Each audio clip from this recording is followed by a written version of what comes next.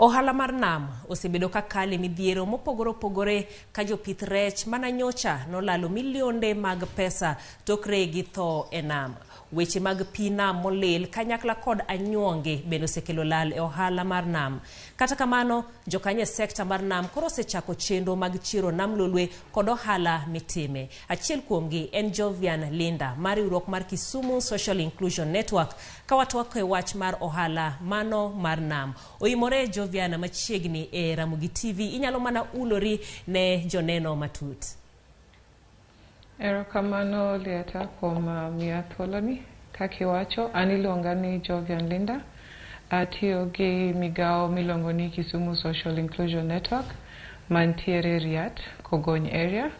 To kendo wabiro kamoro achiel mondo wane kaka wanyalo konyo nam, wanyalo chiwo jaber miluongo ni nam lolwe mondo duog obed kaka ne ntiere chon.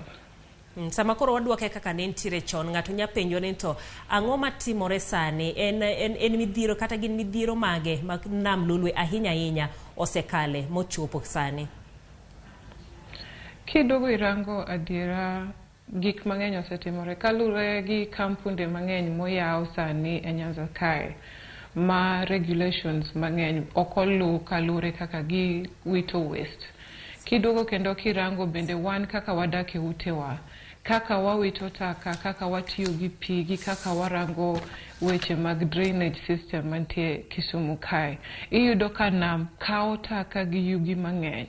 Koro watemo rango ni ere kaka wan kaka jo Kisumu, kaka jomodak machiegni gi namni, wanyalo make sure ni kochopo korka waste management, onego bedni watimang'o. Is the waste segregation being done in our homes also? To kwa bet kendo, kirango kendo sani nam duma duwa, mangiso ni nam okun, nam osin. Wada kendo go twak mar our culture, ang'o ma wiwa wil godo kaka joluo machon, ang'o manitimo ndalo machon mondo nwaos nam, kapo ni nam nokgol lemo mang'eny kaka rech, kapo ni nam ne ji donjo gi yie manyien, ang'o manwatimo manomiyo nwayudo kwe both ki nam. But kendo kiduogo irango kata joma lupo e nam bose odonjo gi techniques mopogore mamiyo koro kendo exhaustion ma nam is becoming too much. Koro kirango rech, iyudo ni rech matindo monego bedni podi weyo mondo dongi, iyudo ka jalupo mako to mago emiuso sani. Nikech ang'o, rech ok dong kako onego dong, nam olokre sum, nego nyaka nyithinde ma en owuon otemo golo mondo opidh jopiny. Koro ere watemo rango ni en treatment mage mwanyalo tiyo godo mondo wa ensure ni nam ni obed maler. Nikech kikalo Kisumu kidhi Asembo, nam gi kendo ler kabisa, to ka giyudo jolupo ma Kisumu, ineno kendo ka dhao wuok gikwero gi ni ok ginya donje territory ni. Koro kia Asembo kibiro piny Kisumu koni, ang'o mwatimo momiyo namwa ni ok nya bet maler? To ere kaka wanyalo riwore gi jo county government, gi jo fisheries, gi jo lupo mantiere dho nam mondo wa ensure ni namwa ni warite, to kata ken miyo nam oyue kata wawach ni gi dweche 3 kata dweche 4, en option mane kendo mwanyalo miyo jo rech gi mon mabet timo hand rech mondo tim ka miyo nam mondo yue mondo kel rech madongo monego bedni mako. Erokamano ahinya. Kanyiro iwacho ni ntiere nembe mamoko ahinya nam ma Kisumu ma bende jodak osebedo ka yuago mano tik marach mawuok e nam. To kidhi e nembe mamoko tuyudo ka gilera lera. Dibed ni Kisumu kaka koro ni en boma maduong', kembe maduong' kanyakla kod jodak mantiere kanyiro, gine magililo nam koso? Ok jodak kende, kaka nawacho mokwongo, kampunde oyaw mang'eny. Ohala sani ng'eny e dho nam mineno ni. Mang'iso ni the tributaries mane nyalo miyo nam wanyalo golore, kata moko mane nyalo donjo, mago ogeng' sani. Nikech waketo infrastructure mang'eny mamiyo kata pi kata koth kochwe, onge kaka liwe ma nam pi nyalo donjo, ma kendo duog ma wilre kende, ma wuog ma dhi in other rivers ama other oceans. Koro mano miyo waduogo wapenjre, kata joma timo planning mar county, ka gimiyo ji permits ma giloso godo tende, giloso godo kampuni e dho nam, be giranga diera ni sector kae mar lands gi what are the length kata level ma ng'ato ka gero hotel kata koloso kampuni mare onego obeni ochopo e kiwang atang' mane mondo kiko interfere gi ecosystem mar nam. To sani nikech rech koro dok piny iyudo ka jolupo wa odonje weche mag koro sand harvesting to ma miyo koro gikunyo lo manie nam ma miyo koro nam medo bedo matuo miyo koro pi koro kalo mpaka ne mano nego beni betie miyo kendo ngima gi bedo marach. Nyocha kan wachako wuoth ntiere program ma watimo wayudo ni kata tuo moro manyien osefwenyore e nam kae manego jolupo ogitie kata ndalo 7 magin wasebet gi jo fisheries wabet gi jo Kemfri gitimo research margi mondo gielewa ni dudu modonjo sani ni en dudu mane tinyalo kony jolupo nang'o mondo kik gimake ahinya. Erokamano ahinya. Jovian ing'eni kanyo bende winjo iwacho kanyero wach mar tuoche ma bende koro mako jolupo ma bende pod ibiro med ng'i kanyakla kod migao mano mar thieth. To bende sama koro wang'iyo ohala kata thuolo mag ohala mantiere e nam kopogore kod lupo gin thuolo mage ma bende nitiere ne jogo eko ma bende odak alwora mar nam Lolwe. Koro sani kipimo gi ndalo almost igni 10 kawacho mokalo ne wan gi yiende mang'eny manitiere bath nam kendo nwapidho kendo alot katang'o e bath nam. Koro sani nitiere eco green projects mabiro mapuonjo ji on issues to do with kitchen gardening magi kao sector matin mantiere bath nam to gitemo loso puodho to ginya pidho vegetables mopogore kuom nyanya, skuma, apoth, ang'ogo gik mopogore mondo giyudre kendo kiduogi rango namni kendo inyalo tigodo as a sporting activity. Ere kaka sport sector be nyalo donjo mondo walos godo a sporting activity mabo attract godo kata tourist e Kisumu kae.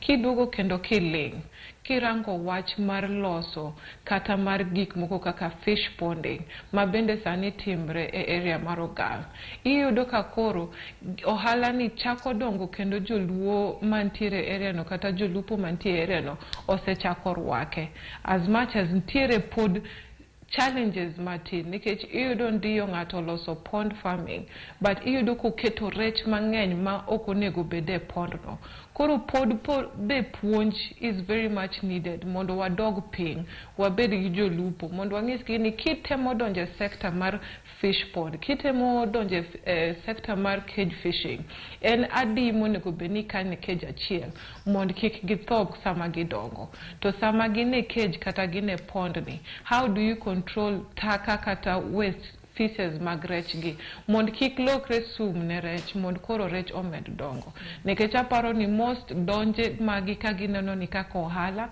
lakini mondo ging'e adiera ni ohala ni oting'o ang'o what are the precautions gi ang'o monego beni timore pod thoth jolupo kia to mane gima koro wadonjo ko wadwaro mondo wamed miyo gi that information mondo ging'e bende. Jovian, wach mar port ma Kisumo nitie kanyo kendo osebed ka imed bere kendo jatend piny mano ma osedhi e yueyo Uhuru Kenyatta kanyakla koda masani William Ruto osebedo ka timo limbe maka kod kache port no ka bende nyocha owach ni meli mosebed kigero mano mar MV Uhuru 2 osetieki kendo ibo yanga mana e dwe manyien kane giwacho ni mendi dhi yaw thuolo modhuro ne jodak e alwora mar nam Lolwe to ji penjore nto magi gin thuolo mage ma meli no kata port ma Kisumu kelo.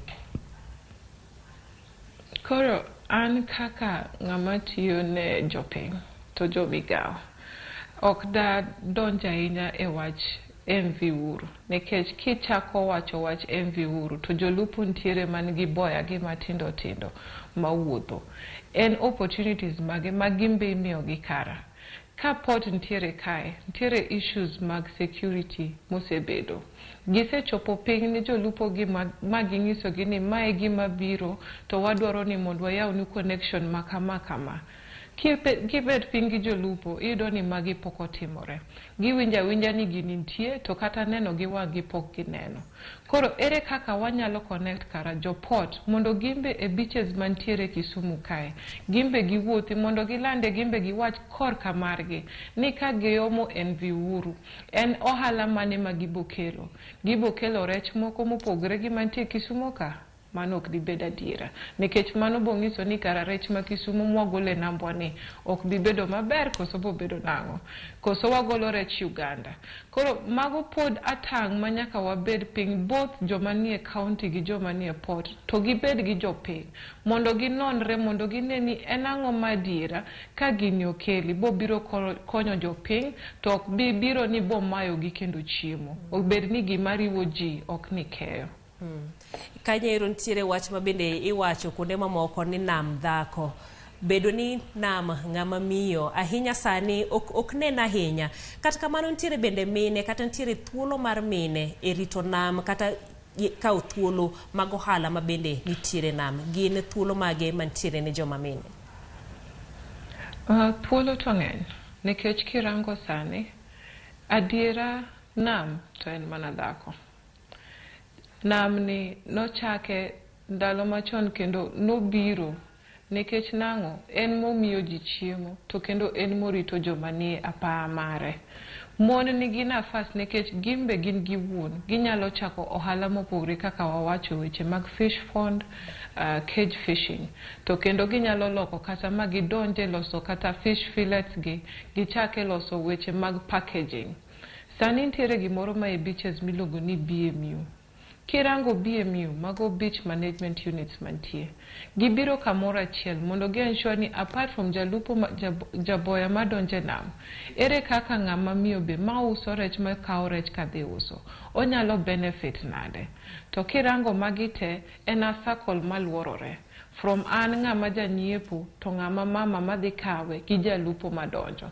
Koro wate mantie circle ni nyaka wayud puonj mondo wang'e ni alternative measures monyalo kao gin mage to ere social economic empowerment activities monyatimo.